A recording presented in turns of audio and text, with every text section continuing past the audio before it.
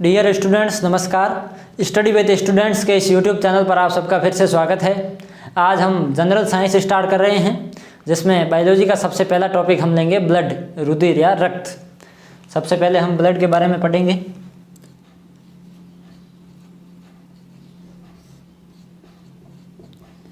Blood, रुधिर या रक्त। तो ब्लड क्या है विज्ञान में? यह तो विज्ञान की वह शाखा जिसमें रक्त के बारे में अध्ययन किया जाता है, रुधिर के बारे में अध्ययन किया जाता है, उसको हम क्या कहते हैं? हेमेटोलॉजी। विज्ञान की वह शाखा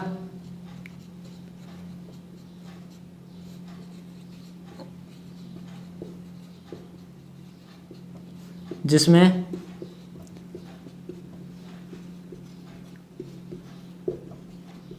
रक्त के बारे में अध्ययन किया जाता है। विज्ञान की वह शाखा जिसमें रक्त के बारे में अध्ययन किया जाता है, इसको हम कहते हैं हेमेटोलॉजी।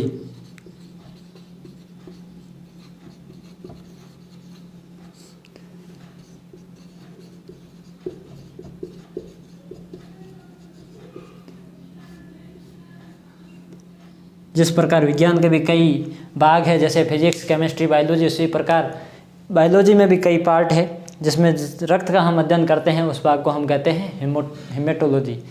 अब रक्त के संदर्भ में आगे हम बात करें तो रुधिर है, ये तरल संयोजी उत्तक है। सब जानते हैं तरल संयोजी उत्तक या द्रव संयोजी उत्तक कह सकते हैं हम इसको। द्रव संयोजी उत्तक, द्रव संयोजी उत्तक, इसको हम इंग्लिश में भी लिख लेते हैं liquid connective tissue. Liquid connective tissue, द्रव संयोजी उत्तक। रक्त द्रव संयोजी उत्तक है, पर तो हम सबने रखा है, लेकिन द्रव संयोजी उत्तक क्यों है, इसको हम यदि देखें तो रक्त के संदर्भ में हम इसलिए 3 बात करेंगे। तो रक्त, एक तो हम जानते हैं रक्त है ये, इसका अधिकांश भाग है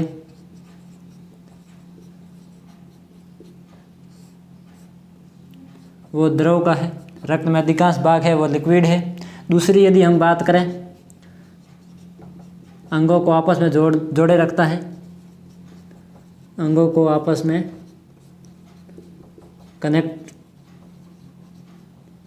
करके रखता है। तीसरी यदि हम बात करें तो ये कोशिकाओं के समूह से बनता है। रक्त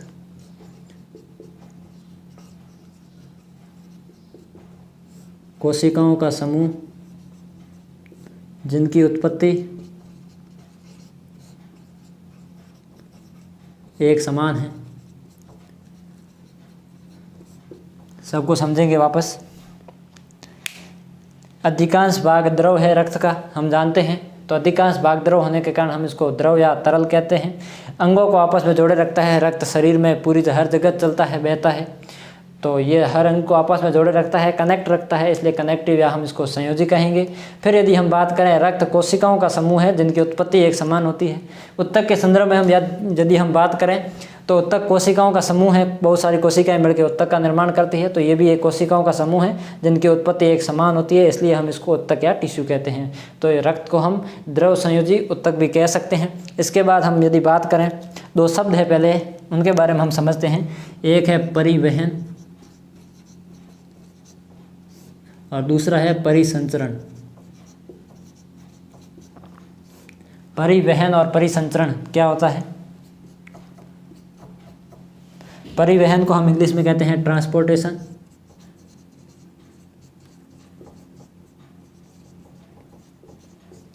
और परिसंचरण को कहते हैं सर्कुलेशन। ट्रांसपोर्टेशन और सर्कुलेशन क्या होता है? ट्रांसपोर्टेशन हम जानते हैं 2 शब्दों से मिलकर बना है, ट्रांस और पोर्ट से। हम सब जानते हैं पोर्ट, आपने सुना होगा बंदरगाह। पोर्ट के संदर्भ में भी 2 चीज़ होती है, एक होता है एक्सपोर्ट और एक होता है इंपोर्ट। एक्सपोर्ट क्या होता है? एक वस्तु को दूसरी जगह भेजना है एक स्थान से।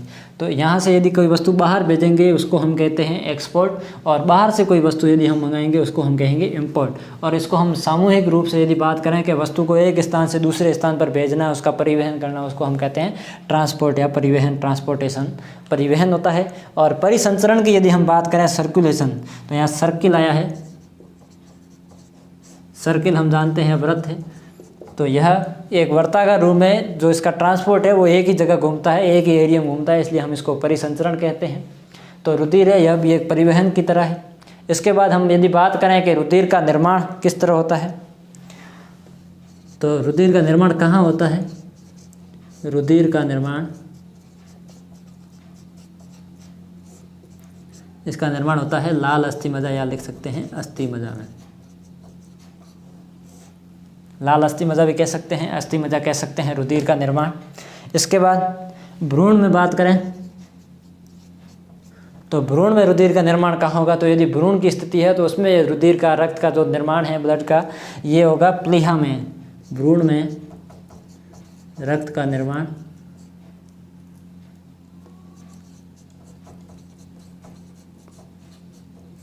ये प्लीहा में होता है।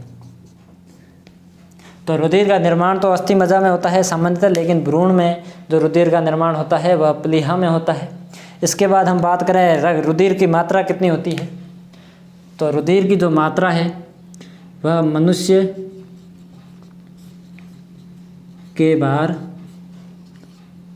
का 7 से 8%। जो मनुष्य का वजन होता है, भार होता है, उसका 7 से 8% रुधिर होता है। यदि हम औसतन बात करें तो 5.5 से लेकर 6 लीटर रुधिर पाया जाता है एक स्वस्थ मनुष्य में, वयस्क शरीर में। तो मनुष्य के शरीर के भार का 7 से 8% रुधिर पाया जाता है, ये याद रखें आप। इसके बाद यदि हम बात करें कि रुधिर है, ये हल्का सारीय द्रव है, हल्का सारीय द्रव। रुधिर है ये हल्का सारीय द्रव है, इस जो ये द्रव है ये सारीय है। तो इसका पीएच पूछ ले कभी आपको, पीएच कितना होता है रुधिर का, तो याद रखें 7.4। रुधिर का जो पीएच है वह 7.4 होता है, यह हल्का सारीय द्रव है। अब इसके बारे में हम यदि आगे बात करें तो विलियम हार्वे नाम के एक वैज्ञानिक थे, उन्होंने रुधिर के बारे में 1-2 चीज़ें और बताई थी। उन्होंने कहा था कि रुधिर है यह नलिकाओं के रूप में बहता है, रुधिर नलिका के रूप में बहता है। इससे पहले लोग समझते थे कि रुधिर है ये हमारे शरीर में पूरी तरह भरा हुआ है या खुला ही चलता है, लेकिन विलियम हार्वे ने एक बहुत बड़ी जानकारी दी थी। विलियम हार्वे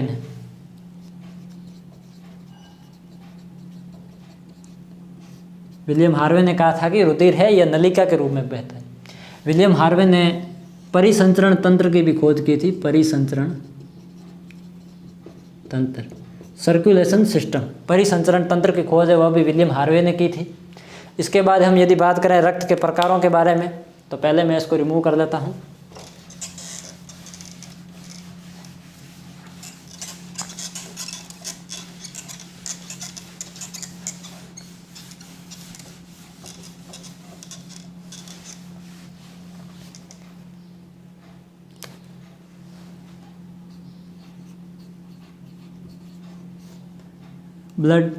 ब्लड के 2 भाग होते हैं।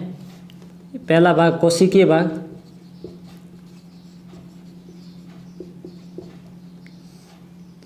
और दूसरा प्लाज्मा। कोशिकीय भाग क्या है, प्लाज्मा क्या है? तो कोशिकीय भाग है यह करीबन 45 से 50% कुल रक्त का 45 से 50% वह कोशिकीय भाग है, और 55 से 60% जो भाग है वह प्लाज्मा है। प्लाज्मा में लगभग 90% जल होता है, पूरा द्रव है वह। तो ब्लड के संदर्भ में हमने देखा कि 2 भागों में बटा हुआ है, एक कोशिकीय भाग और दूसरा प्लाज्मा। कोशिकीय भाग है यह भी आगे 3 भागों में बटा हुआ है। यदि हम सबसे पहले बात करें तो पहला भाग है आरबीसी, दूसरा भाग है डब्ल्यूबीसी, तीसरा भाग है प्लेटलेट्स। आरबीसी, डब्ल्यूबीसी और प्लेटलेट्स, तो हम इनको सबको विस्तार से पढ़ेंगे। ये आप नोट कर लो पहले, इनके जो भाग है इसका ग्राफ।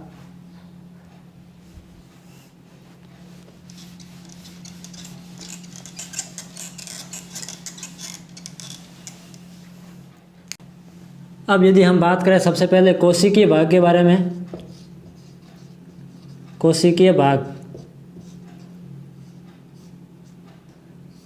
कोशिकीय भाग भी 3 तरह का था, हमने देखा था, आरबीसी, डब्ल्यूबीसी और प्लेटलेट्स। सबसे पहले हम आरबीसी के बारे में पढ़ते हैं।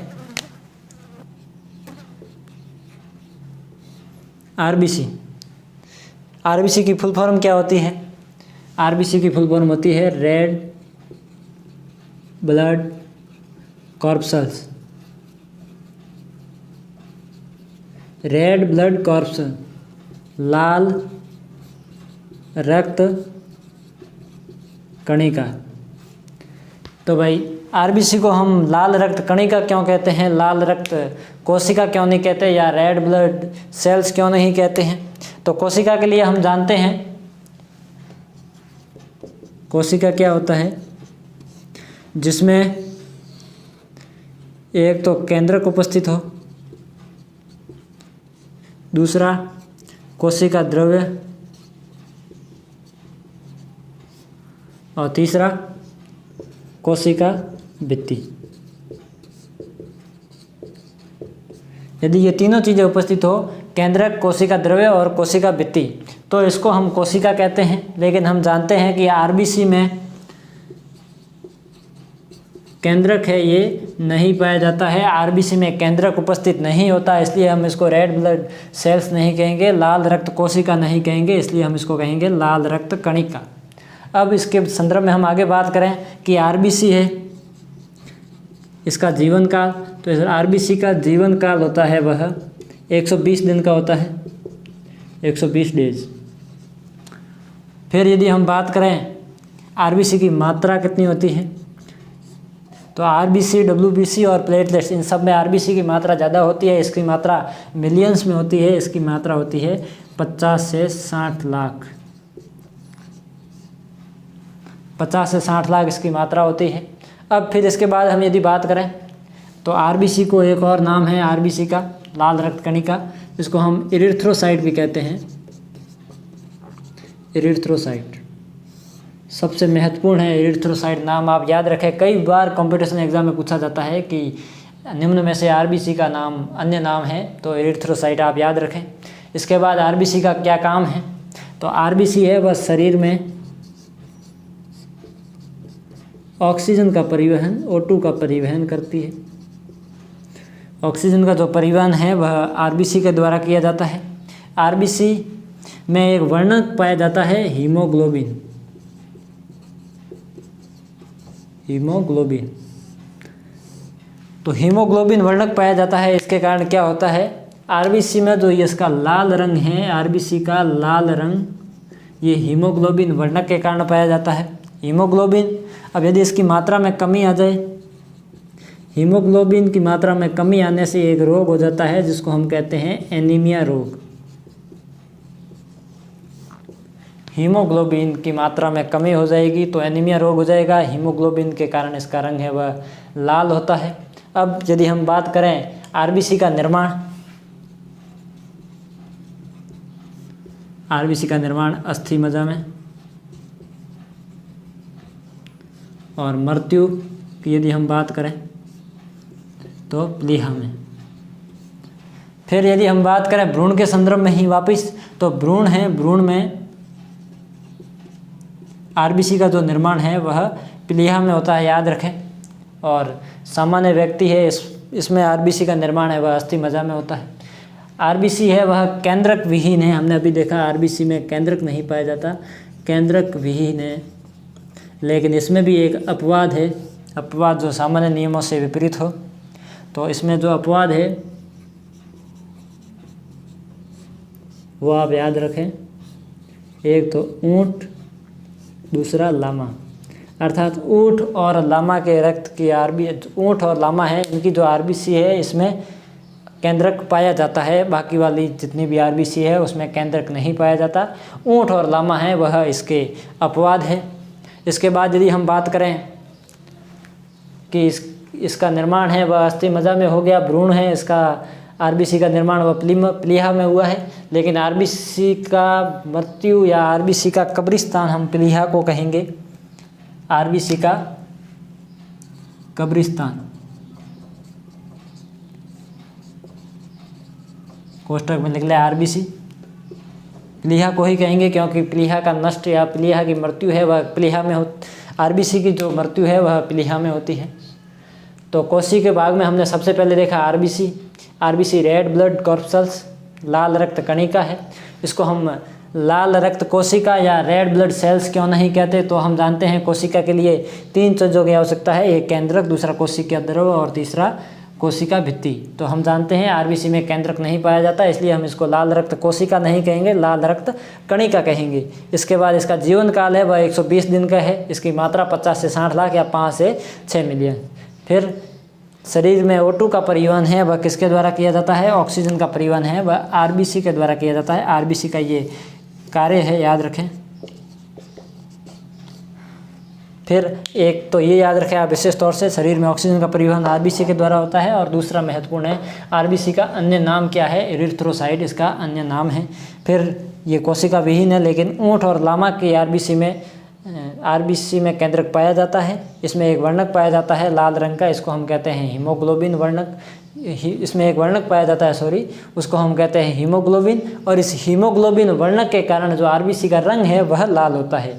फिर हीमोग्लोबिन की कमी के कारण एनीमिया रोग हो जाता है। इसका निर्माण अस्थि मज्जा में और मृत्यु प्लीहा में होती है, इसलिए प्लीहा को हम आरबीसी का कब्रिस्तान कहते हैं। आरबीसी के बाद हम पढ़ेंगे डब्ल्यूबीसी के बारे में।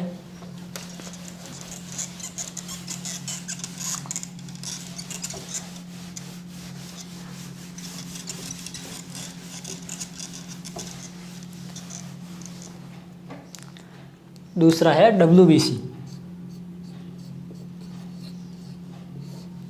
तो डब्ल्यूबीसी इसकी फुल फॉर्म यदि हम लिख दें, वाइट ब्लड कॉर्पसल्स या श्वेत रुधिर कणिका, श्वेत रुधिर कणिका, वाइट ब्लड कॉर्पसल्स। हमने आरबीसी को कहा था कि रेड ब्लड कॉर्पसल्स या लाल रक्त कणिका, और डब्ल्यूबीसी को हम कहते हैं श्वेत रक्त कणिका या श्वेत रुधिर कणिका। फिर यदि हम डब्ल्यूबीसी के बारे में बात करें कि इसका निर्माण कहाँ होता है, तो डब्ल्यूबीसी का जो निर्माण है इसका निर्माण अस्थि मज्जा में होता है और इसकी मृत्यु रक्त में ही, अर्थात डब्ल्यूबीसी है वह अस्थि मज्जा में निर्मित होती है और रक्त में ही समाप्त हो जाती है, रक्त में ही नष्ट हो जाती है डब्ल्यूबीसी के बारे में आगे हम यदि बात करें तो रोग है, रोगों की प्रतिरक्षा, यहाँ एक शब्द आया है प्रतिरक्षा, रोगों से रक्षा करने का काम किसका है, डब्ल्यूबीसी प्रतिरक्षा के रूप में डब्ल्यूबीसी है, प्रतिरक्षा का काम है इसका। फिर यदि हम डब्ल्यूबीसी के बारे में आगे बात करें, इसकी मात्रा कितनी होती है, तो डब्ल्यूबीसी की मात्रा है वह निश्चित तो नहीं है सभी में, लेकिन हम इसको कह सकते हैं लगभग 10,000 के आसपास होती है श्वेत रुधिर कणिका की मात्रा। फिर हम यदि बात करें कि इसकी यदि मात्रा सामान्य से अधिक हो जाए, यदि डब्ल्यूबीसी की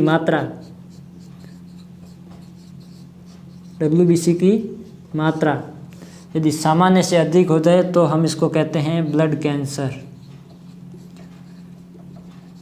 हमारे शरीर में डब्ल्यूबीसी की मात्रा है वह सामान्य से अधिक, यदि सामान्य से अधिक डब्ल्यूबीसी हो जाए तो ब्लड कैंसर हो जाता है। इसको हम ल्यूकोसाइट्स कहते हैं, इसका अन्य नाम ल्यूकोसाइट। आरबीसी का क्या था, एरिथ्रोसाइट याद रखें, और डब्ल्यूबीसी का याद रखें ल्यूकोसाइट। इन दोनों के अन्य नाम है वह बहुत ही महत्वपूर्ण है, कई बार कंपटीशन एग्जाम में पूछा गया है। तो इसके बारे में यदि हम दोबारा बात करें, WBC इसको हम वाइट ब्लड कॉर्पसल्स कहते हैं, वाइट ब्लड कॉर्पसल्स, श्वेत रुधिर कणिका। इसका निर्माण कहाँ होता है? तो इसका निर्माण अस्थि मज्जा में होता है और इसकी मृत्यु रक्त में ही हो जाती है, रक्त में ही ये नष्ट हो जाता है, समाप्त हो जाता है। फिर यदि हम इसके मात्रा की बात करें तो इसकी मात्रा लगभग 10,000 के आसपास होती है। WBC की मात्रा यदि सामान्य से अधिक हो जाए तो ब्लड कैंसर हो जाएगा, याद रखें। फिर इसका निर्माण अस्थि मज्जा में हमने पढ़ लिया है। अब इसका काम क्या है? यदि इसके कार्य की बात करें हम तो रोगों के प्रतिरक्षा में काम आता है। यदि हमें कोई रोग होगा उससे हमें बचाने के लिए प्रतिरक्षा, WBC का यही काम है कि प्रतिरक्षा करना, प्रतिरक्षा करना। ल्यूकोसाइट्स इसका अन्य नाम है। इसके बाद हम पढ़ेंगे प्लेटलेट्स के बारे में।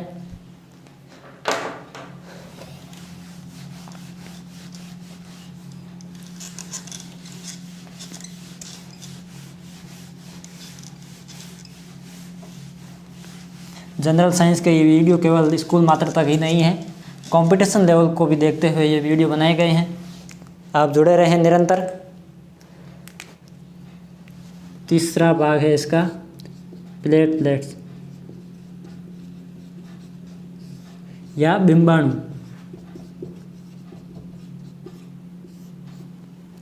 तो प्लेटलेट्स या बिंबाणु है, इसके बारे में हम यदि पढ़ें तो इसका एक काम महत्वपूर्ण है। इसका सबसे महत्वपूर्ण तो है कि प्लेटलेट्स का कार्य क्या है, इसका कार्य सबसे महत्वपूर्ण है। तो प्लेटलेट्स का कार्य है चोट लगने पर